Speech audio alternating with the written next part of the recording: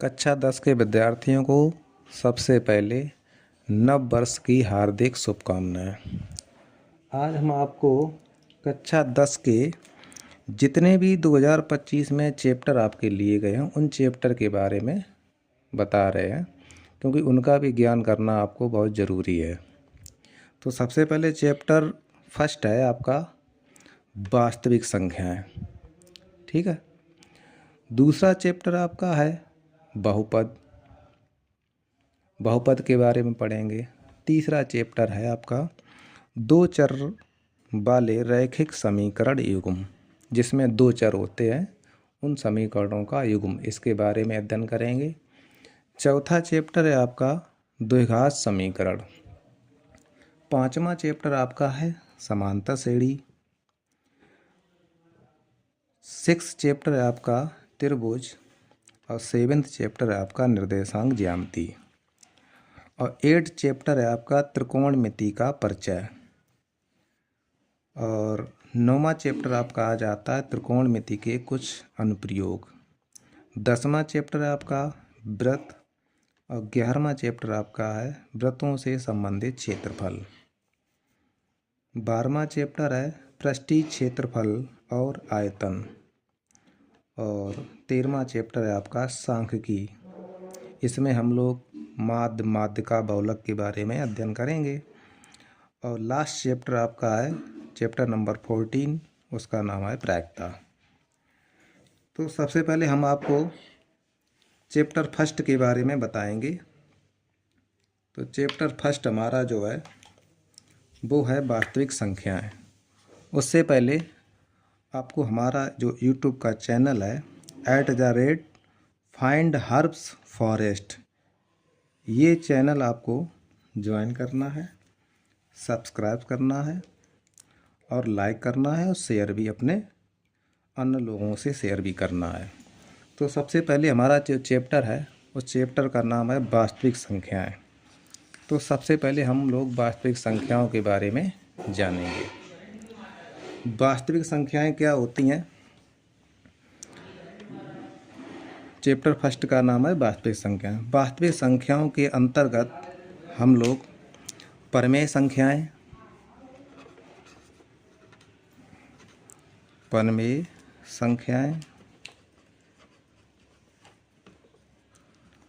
और अपरिमेय संख्याएं।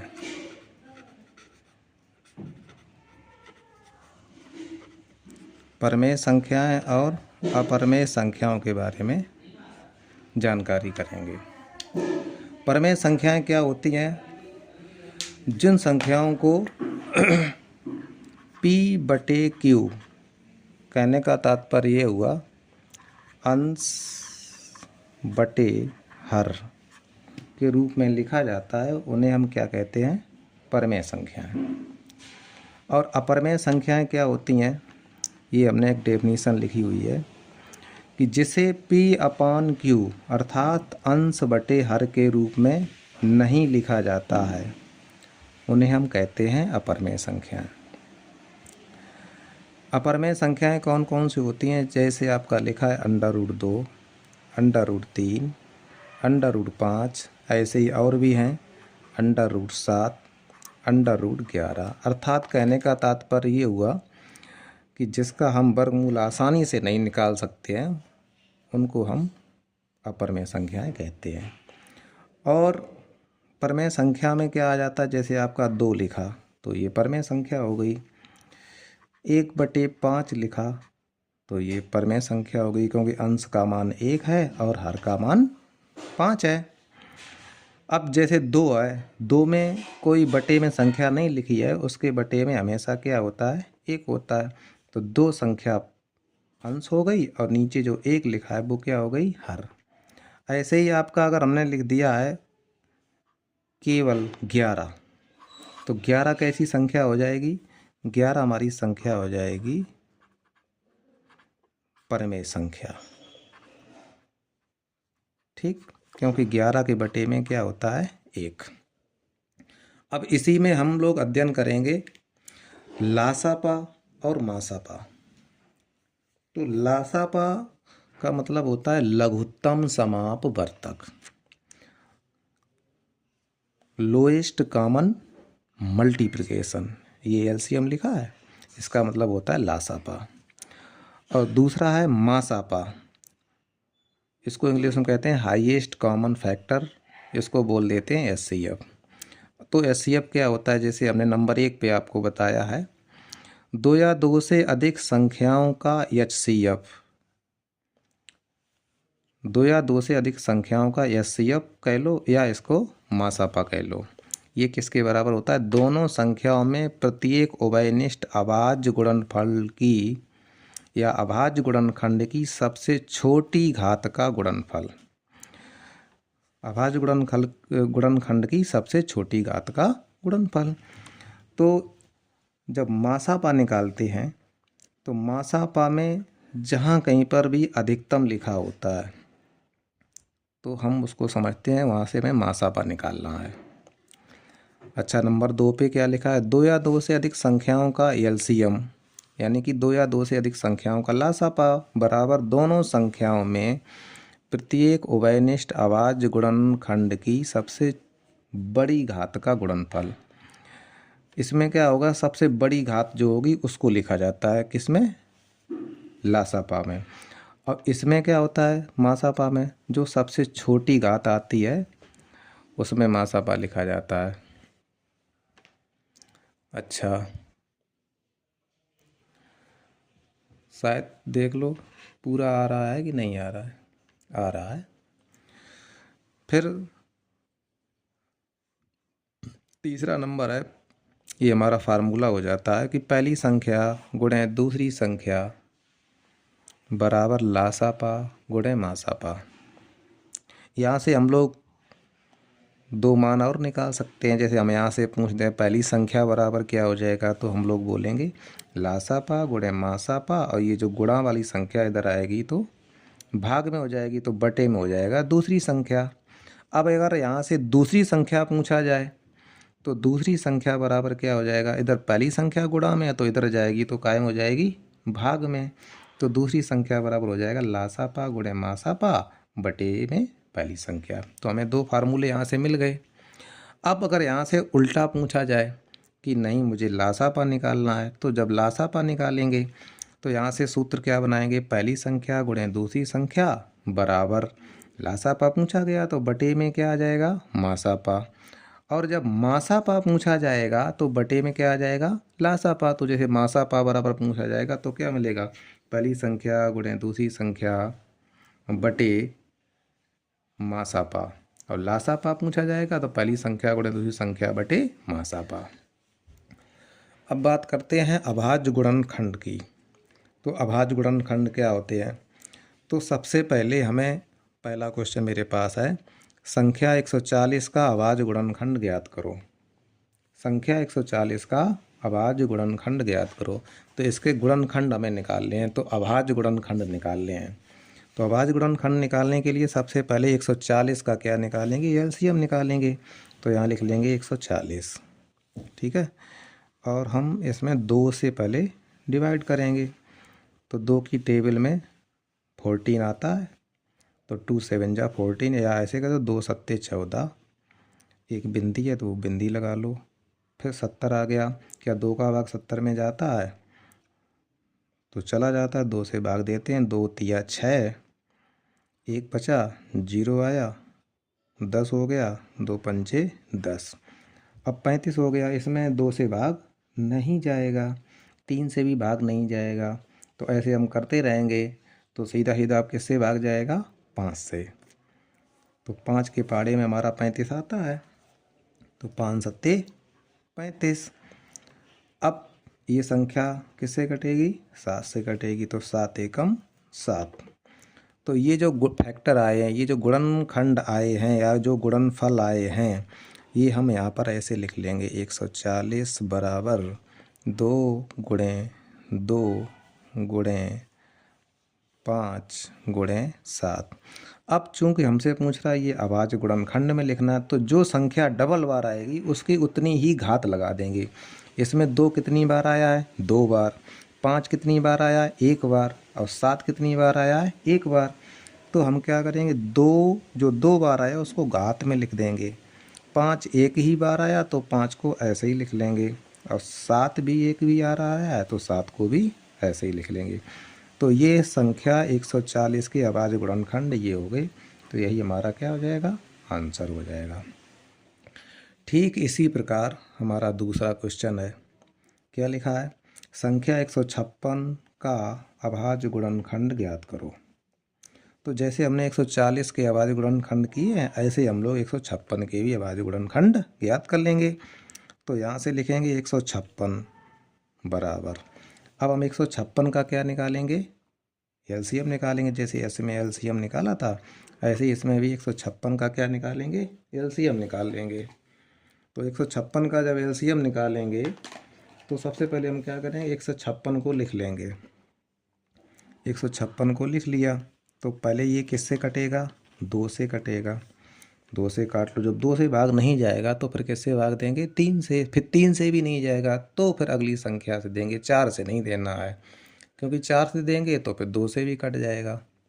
तो हम किससे भाग देंगे, 2 से देंगे। तो 2 से भाग करते हैं इसमें, 2 सत्ते 14, 1 बचा 16 हो गया, 2 अट्ठे 16। फिर ये 2 से कट जाएगा, 2 से करेंगे 2 तिया 6, 1 बचा 2 नेम 18। क्या ये 2 से कटेगा, नहीं कटेगा। किससे कटेगा, 3 से। तो 3 एकम 3 और 3 तिरका 9। अब 13 संख्या आ गई। 13 संख्या कैसी है हमारी, ये अभाज्य संख्या है। अभाज्य संख्या क्या होती है, जो संख्या अपने के अलावा किसी दूसरी संख्या से ना कटे उसे क्या कहते हैं, अभाज्य संख्या। तो सिर्फ 13 आया तो 13 संख्या है वो 13 से ही कटेगी। तो 13 एकम 13। अब देखो संख्या ऊपर कितनी थी, 156 थी, एक ही संख्या थी। तो एक संख्या थी तो हमारा लास्ट में कितना आया, 1 आया। तो इसका मतलब हमारा एलसीएम कंप्लीट हो गया। अब ये वाले जो फैक्टर हैं वो यहाँ पर इसके बराबर में लिख देंगे। तो क्या लिखेंगे, 2 गुणे 2 गुणे 3 गुणे 13। अब बताओ, अभी हमने ऊपर वाले में अभाज्य गुणनखंड बताया था, तो बताओ इसमें 2 कितनी बार आया है, 2 बार आया है। तो 2 को लिख देंगे 2 बार, 2 की घात 2।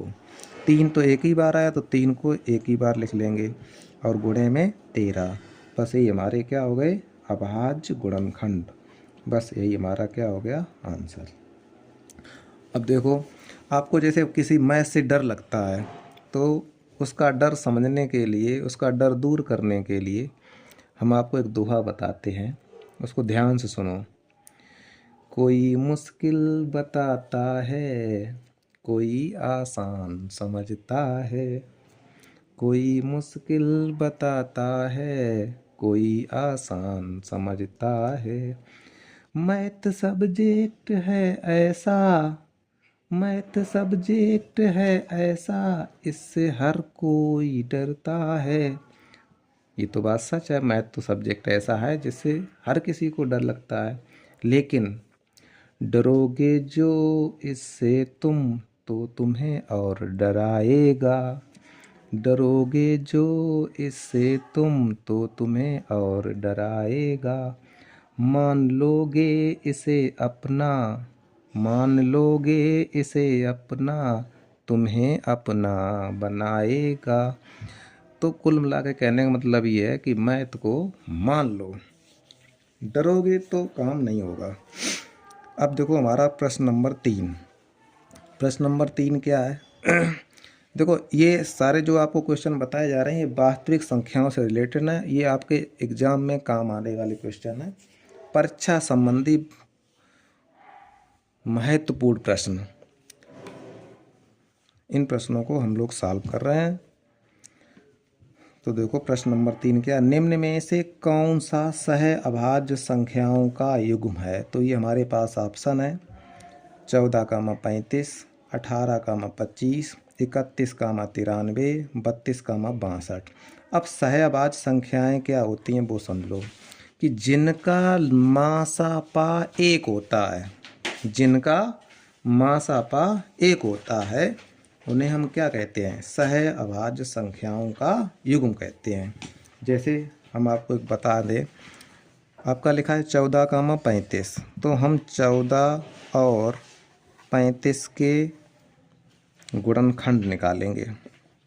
तो 14 का गुणनखंड आपको पता है 2 गुणे 7, और 35 का गुणनखंड क्या आएगा 5 गुणे 7। अब इसका जब हम एचसीएफ निकालेंगे, मासापा निकालेंगे, तो 7 इसमें भी है 7 इसमें भी है, एचसीएफ कितना आया 7। हमने क्या बताया, जब दो संख्याओं का मासापा सिर्फ और सिर्फ क्या हो 1 हो, लेकिन इसमें मासापा कितना आया है, इसमें आपका मासापा जो आया है वो 7 आया है, तो ये पहला वाला ऑप्शन नहीं होगा।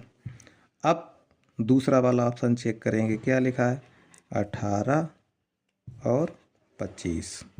तो हम 18 के पहले गुणनखंड करेंगे, 2 से करेंगे तो 9 आया, फिर 3 से करेंगे 3 आया, फिर 3 से करेंगे तो 1 आया, 2 तिया 6 तिया 18। 25 करेंगे 5 5 25, फिर 5 एकम 5। अब देखो इसका हम निकालेंगे एचसीएफ। अब बताओ इन दोनों संख्याओं में कोई संख्या आपको मिल रही है, नहीं मिल रही ना, तो सबके साथ में एक संख्या होती है, उस वो क्या होती है 1। इसमें भी 1 है, तो 1 इसमें भी है 1 इसमें भी है, तो इसका एचसीएफ क्या आया 1। तो हमारा ऑप्शन नंबर कौन सा सही हो जाएगा, सेकेंड नंबर कौन सा 18, 25। तो ऐसे सवाल जब होंगे सहवास संख्याओं का युग्म लिखा हो, तो उसके लिए आप लोग यही ध्यान रखना कि जिन सहवास संख्याओं में मासापा 1 हो उसे हम सहवास संख्याएं कहते हैं, ये ध्यान रखना है। तो यही हमारा क्या हो जाएगा, सहवास संख्याओं का युग्म हो जाएगा। अब प्रश्न नंबर 4 की ओर बढ़ते हैं। तो प्रश्न नंबर 4 आपको स्क्रीन में दिख रहा होगा, तो इसको हम पढ़ते हैं। क्या लिखा है, यदि 65 और 117 के एचसीएफ को 65 और 117 के एचसीएफ को 65p माइनस 117 के रूप में व्यक्त किया जाए तो p का मान ज्ञात करो। तो 65 और 117 के एचसीएफ का मतलब क्या हुआ मासापा। तो वो कह रहा है मासापा को 65p माइनस 117 के रूप में व्यक्त किया जाए तो p का मान क्या होगा। ये क्वेश्चन आपके परीक्षा में बहुत ज़रूरी है और ये इस पर संभावना भी है आपके एग्ज़ाम में मिल जाएगा, इस पर इम्पॉर्टेंट टिक कर लिया। तो देखो पहले हम क्या करेंगे, 65 एक तरफ लिख लेंगे और एक तरफ लिख लेंगे 117। तो 65 के पहले गुणनखंड करेंगे, फिर 117 के गुणनखंड करेंगे। तो गुणनखंड करने के लिए पहले हम क्या करेंगे, 65 और 117 का 65 और 117 का हम निकालेंगे लासापा। तो पहले 65 का अलग निकाल लें। तो 65 में क्या 2 से भाग जाता है, नहीं जाता है, इसलिए क्योंकि लास्ट में 5 है, 2 से तो जाना मुश्किल हुआ ना, तो 3 से जाएगा, तो अब किससे जाएगा 5 से जाएगा। तो 5 एकम 5 बचा 3, बचा हमारा 1, 5 का उतारा लिया तो 15 हो गया, 5 तियो 15। अब किससे जाएगा 13 से जाएगा, तो 13 एकम 13। तो इसके गुणनखंड क्या आ गए 5 गुणे 13। अब 117 का गुणनखंड निकालेंगे, 117, तो 117 में 2 से तो कटेगा नहीं, तो 3 से काटेंगे, 3 त्रिका 9, 2 बचे 27 हो गए, 3 नेम 27, फिर ये 3 से कट जाएगा, 3 एकम 3, 3 त्रिका 9। अब किससे कटेगा, अब वो 13 से ही कटेगा, 13 एकम 13। यहाँ से अपना चेक भी कर लेंगे, 3 त्रिका 9, तो 13 नेमा 117। तो यहाँ लिख देंगे 3 गुणे 13। ठीक है, तो इसका एचसीएफ कितना आ जाएगा, इसका एचसीएफ दोनों में कौन संख्या मैच हो रही है 13, तो इसका एचसीएफ कितना हो गया 13। वो तुमसे क्या कह रहा था 65 और 117 के एचसीएफ को, तो 65 और 117 का एचसीएफ कितना आया 13 या जो एचसीएफ आया वो कितना आया 13। अब इसको किसके रूप में लिखा गया 65p माइनस 117 के रूप में, तो यहाँ लिख देंगे 65p माइनस 117। अब देखो 117 इधर माइनस का इधर जाएगा, का एक हो जाएगा प्लस का, तो यहाँ लिखेंगे 13 प्लस 117 बराबर 65p। इसको जोड़ लेंगे, 7 3 10, 3 1 4 और 1 7 3 10, 1 1 2 और 1 3 और 1 बराबर 65p।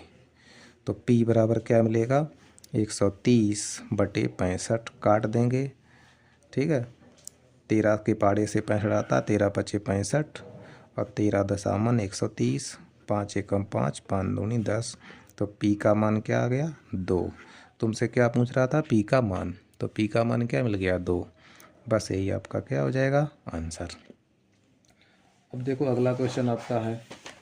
अगला क्वेश्चन क्या लिखा, यदि HCF 99 और 153 बराबर 9, तो LCM 99 और 153 का मान ज्ञात करो।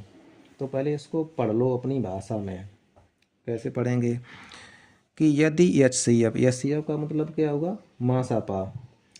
यदि 99 और 153 का मासापा 9 है, बात समझ में आ रही है, 99 और 153 का मासापा 9 है, तो 99 और 153 का लासापा ज्ञात करो। अब तुम्हें पता चल गया होगा कि इसमें पहली संख्या क्या है, 99, दूसरी संख्या क्या है, 153, मासापा क्या दिया गया है, 9, पूछ क्या रहा है, लासापा।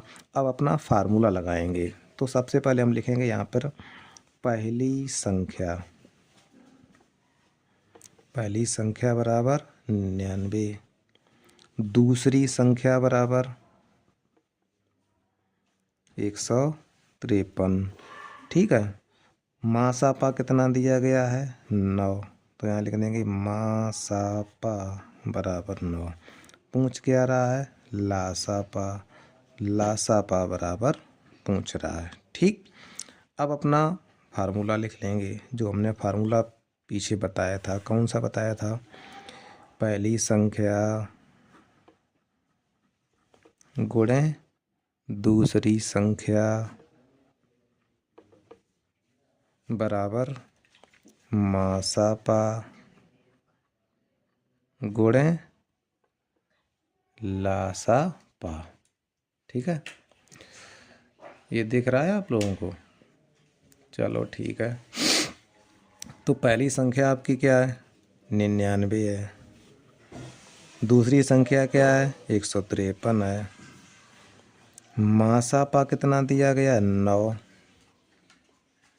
ठीक, और लासापा पूछ रहा है, तो लासापा, तो ये 9 हमारा गुणा में है, तो 99 गुणे 153, ये गुणा में 9 इधर आएगा, कायम हो जाएगा भाग में, बराबर लिखेंगे लासापा। तो 9 से काट देंगे, 9 एकम 9, 9 एकम 9, 9 एकम 9, 11। तो यहाँ से लिखेंगे 11 गुणे 153 बराबर लासापा।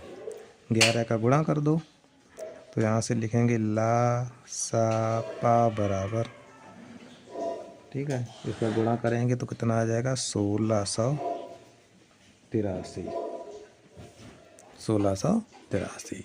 बस यही हमारा क्या हो जाएगा, आंसर। ठीक, बिल्कुल सेम क्वेश्चन ऐसा ही है। तो क्या लिखा है क्वेश्चन, यदि HCF 92 और 510 बराबर 2 है, तो LCM 92 और 510 का मान ज्ञात करो। तो देखो इसको हिंदी में कैसे पढ़ेंगे, यदि 92 और 510 का मासापा 2 है, 92 और 510 का मासापा 2 है, तो 92 और 510 का लासापा ज्ञात करो। तो इसमें आपको ये पता है कि 92 संख्या हमारी पहली संख्या हो गई और 510 हमारी दूसरी संख्या हो गई। तो पहली यहाँ पर लिखेंगे पहली संख्या बराबर क्या लिखेंगे, 92। ठीक, दूसरी संख्या बराबर 510। माँ एफ लिखा है तो इसका मतलब क्या है, मा सा पा बराबर 2। पूछ क्या रहा है, ला सा पा, तो यहाँ लिखेंगे ला सा पा बराबर क्वेश्चन मार्क। तो अपना भाई फार्मूला लिख लेंगे। क्या फार्मूला, कि पहली संख्या गुणे दूसरी संख्या बराबर मासा पा गुणे ला सा पा।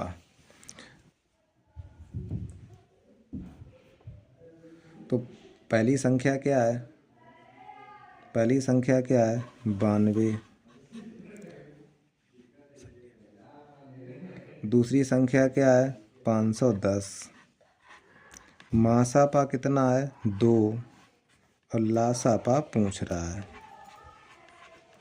ठीक, तो ये दो हमारे गुणा में दराएंगे तो भाग में हो जाएंगे। तो 92 गुणे 510 बटे 2 बराबर लासापा। तो 2 से काट देंगे, 2 चाकू 8, 1 बचा 2 छंग 12, यानी कि 96 गुणे 510 बराबर ला सा पा। तो 96 का गुणा जब 510 में करेंगे, 96 का गुणा जब 510 में करेंगे तो आपका हो जाएगा 23,460। तो ये क्या निकल के आ गया, लासापा। बस यही आपका क्या हो जाएगा आंसर। तो शायद आपको ये बात समझ में आ रही होगी कि हम लोग अब लासापा और मासापा के बारे में जान गए हैं। और ये जो पहली संख्या और दूसरी संख्या वाला ये जो फार्मूला लिखा है, पहली संख्या गुणे दूसरी संख्या बराबर मासापा गुणे लासापा, तो ऐसे ही आपके इस अध्याय में कुछ क्वेश्चंस हमने लिए, उन क्वेश्चनों को सॉल्व करें तो आपका ये पहला अध्याय आज ये कंप्लीट हो जाएगा। इससे आप जुड़े रहिएगा, बीच में गायब मत हो जाइएगा। तो देखो नेक्स्ट क्वेश्चन आपके सामने है। नेक्स्ट क्वेश्चन क्या है, नेक्स्ट क्वेश्चन क्या है कि वो हम आपको पढ़ के दिखा रहे हैं, शायद देखो समझ में आ रहा होगा। किसी परेड में 616 सैनिकों वाली एक सेना, किसी परेड में 616 सैनिकों वाली एक सेना को क्या कहते हैं, आर्मी की टुकड़ी को 32 सदस्यों वाले एक आर्मी बैंड के पीछे मार्च करना है। ठीक, कितने सैनिक हैं 616 और कितने सैनिक हैं 32, मतलब 616 सैनिकों की टुकड़ी है, उनको 32 सदस्यों वाले आर्मी बैंड के पीछे मार्च करना है। दोनों समूहों को समान संख्या वाले स्तंभों में मार्च करना है। उन स्तंभों की अधिकतम संख्या क्या है जिसमें वे मार्च कर सकते हैं। क्या पूछा गया, अधिकतम। अधिकतम वाली बात आपको समझ में आ रही है, क्या पूछा गया, अधिकतम। हमने बताया था जहाँ पर भी आपका अधिकतम लिखा हो या अधिक से अधिक लिखा हो, अधिक से अधिक लिखा हो, तो इसके लिए हम लोग क्या निकालते हैं, मा सा पा। अब तो बात समझ में आ रही होगी। तो हमें अपने क्वेश्चन में कुछ नहीं देखना है, बस ये देखना हमारे क्वेश्चन में कहीं पर अधिकतम या न्यूनतम तो नहीं लिखा है। तो हमारा इसमें क्या लिखा था, अधिकतम लिखा था, तो हम 616 और 32 का क्या निकालेंगे, मासापा निकाल लेंगे। ठीक है, तो यहाँ लिखेंगे 616 और यहाँ लिख देंगे 32। तो 616 का तरीका वही है। तो 616 का हम लोग लासापा निकालेंगे। तो 616 निकालते हैं, पहले 2 से गुणनखंड करते हैं, 2 तिया 6, 1 में भाग नहीं जाएगा तो 0, 2 अट्ठे 16, फिर 2 से करेंगे, 2 एकम 2, 2 पंचे 10, 2 चाकू 8, फिर 2 से करेंगे, 2 सत्ते 14, 1 बचा, 2 सत्ते 14। अब किससे जाएगा? 7 से, 7 एकम 7, 7 एकम 7। अब किससे जाएगा? 11 से जाएगा, 11 एकम 11। तो ये सारे गुणनखंड यहाँ लिख देंगे 616 वाले। तो 2 गुणे 2 गुणे 2 गुणे 7 गुणे 11। अब 32 के करेंगे तो यहाँ 32 के कर लेंगे। तो 32 के पहले 2 से करेंगे, 2 से करेंगे, 2 एकम 2, 2 छंग 12, 2 अट्ठे 16, 2 चाकू 8, 2 दूनी 4 और 2 एकम 2। ठीक है, तो ये सारे जो गुणनखंड आए हैं वो यहाँ पर लिख लेंगे। 2 गुणे 2, कितनी बार 2 आया? 1 2 3 4 5, 2 3 4 और 5। अब क्या निकालेंगे? याद है, अधिकतम के लिए मासापा। तो यहाँ लिखेंगे HCF। तो जो जो संख्या हमें मिल रही है, ये 2 मिल रहा है इसको लिख लो, ये 2 मिल रहा है इसको लिख लो, ये 2 मिल रहा है इसको लिख लो। और कोई मिल रहा है? नहीं मिल रहा है। जो बचा है उसी का गुणा कर दें। 2 दूनी 4, 4 दूनी 8। तो अधिकतम संख्या क्या होगी? 8। बस यही आपका क्या हो गया? आंसर। नेक्स्ट क्वेश्चन, ये आपका बस बहुत ही महत्वपूर्ण क्वेश्चन है, इसको मोस्ट इम्पॉर्टेंट कर लो। 7 नंबर और 8 नंबर दोनों क्वेश्चन बहुत बढ़िया हैं, ये आपके परीक्षा वाले ही क्वेश्चन है।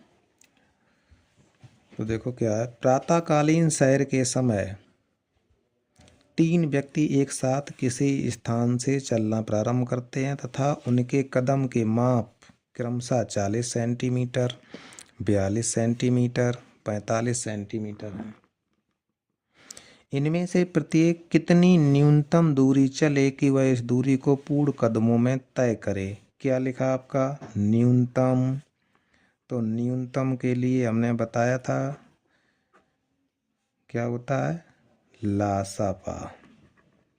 अधिकतम के लिए क्या होता है? मासापा। ठीक है, तो इसमें आपका क्या शब्द आया? न्यूनतम। बस आपको कुछ नहीं करना है, क्वेश्चन में ये देखना है कि कहाँ पे न्यूनतम लिखा है, कहाँ पे अधिकतम लिखा है। तो न्यूनतम लिखा है तो क्या निकालेंगे? लासापा। तो पहली संख्या क्या है? 40, दूसरी संख्या क्या है? 42, तीसरी संख्या क्या है? 45। तो हम 40 के पहले फैक्टर कर लेंगे। 40 के करेंगे, 2 से करेंगे, 2 दूनी 4, 2 दशामन 20, 2 पंचे 10, 5 एकम। ये गुणनखंड यहाँ पर लिख देंगे। 2 गुणे 2 गुणे 2 गुणे 5। चेक भी कर लो एक बार। 2 दूनी 4, दूनी 8 पन 40। अब 42 आ गया तो 42 के गुणनखंड करेंगे।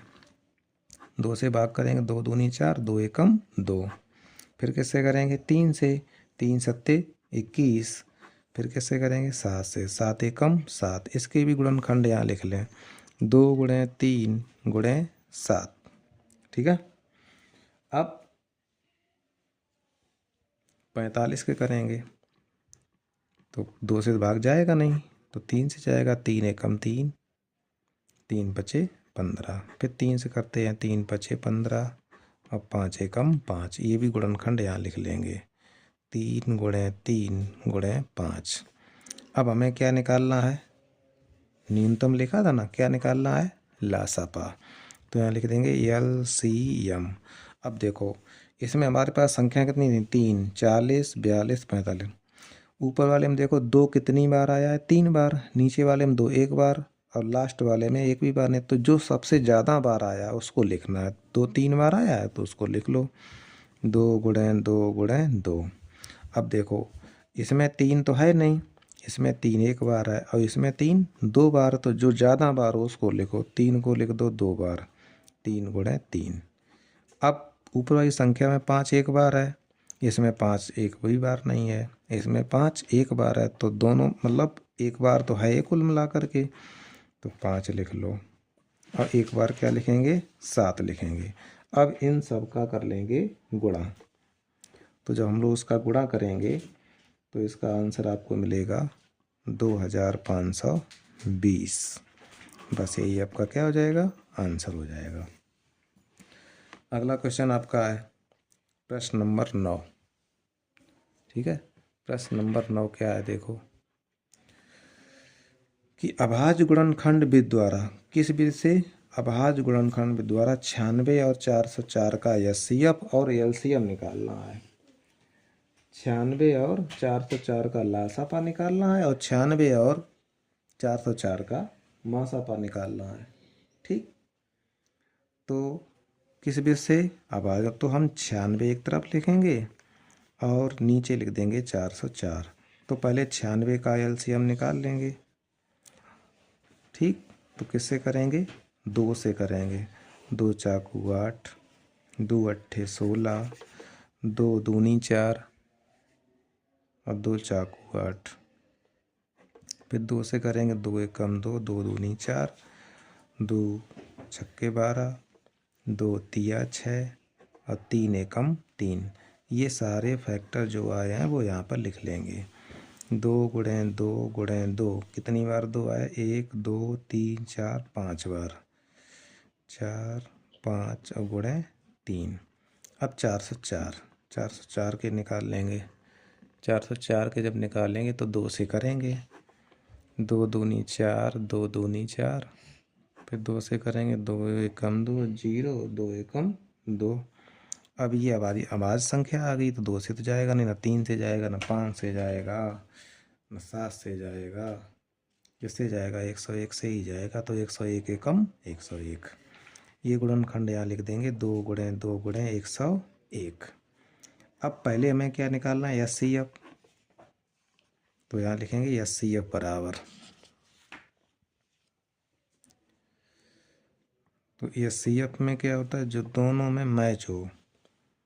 इसमें भी 2 है, इसको लिख लिया, इसमें भी 2 है, इसमें लिख लिया, और तो कुछ मैच हो नहीं रहा। तो एचसीएफ हमारा कितना आ गया? 2 दूनी 4। एक आंसर हमारा कंप्लीट हुआ। अब क्या निकालना है? एलसीएम। इसी को बोलते हैं अभाज्य गुणनखंड विधि। एलसीएम में देखो, ऊपर वाले में 2 कितनी बार है? 5 बार। नीचे वाले में 2 बार है, तो जो ज़्यादा बार है उसको लिखो। 2 गुणे 2 गुणे 2 गुणे 2 गुणे 2। ठीक, ऊपर वाले में 3 एक बार है, 3 लिख लो, गुणे 101। गुणा करो, तो इसका हम पूरा जब गुणा करेंगे, जब इसका पूरा गुणा करेंगे तो आपका मिलेगा 2 दूनी 4, दूनी 8, दूनी 16, दूनी 32, तिया 96। 96 गुणे 101 जब गुणा करेंगे, 96 एकम 96 और 96, ये हमारा क्या आ जाएगा? एलसीएम आ जाएगा। यही हमारे आंसर हो जाएंगे। ठीक, नेक्स्ट क्वेश्चन।